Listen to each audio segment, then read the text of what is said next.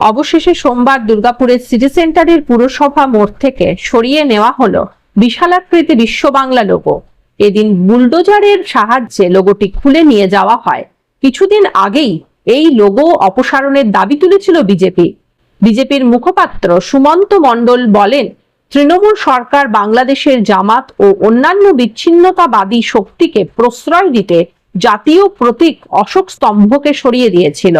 এমন কাজ আর কেউ করলে মানুষ তাকে ছুঁড়ে ফেলে দেবে। এই বিশ্ব বাংলা এই গ্লোবের মাধ্যমে বিচ্ছিন্নতাবাদকে আরো প্রবল করে দেয় এই পশ্চিমবঙ্গের বুকে।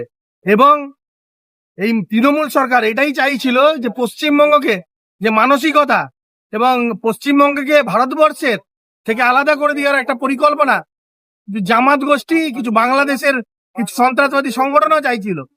এবং এই বিশ্ব বাংলার নাম করে যে অশোক স্তম্ভকে সরিয়ে দেওয়ার চক্রান্ত হয়েছিল, আজকে দুর্গাপুরের বুক থেকেও এই গ্লোবকে সরিয়ে দেওয়া হলো। আর আগামী দিনে এইরকম চক্রান্ত যারা করবে তাদেরকে সাধারণ মানুষ যেভাবে তৃণমূলকে সরিয়ে দিয়েছে, আগামী দিনে তাদেরকেও সরিয়ে দেবে।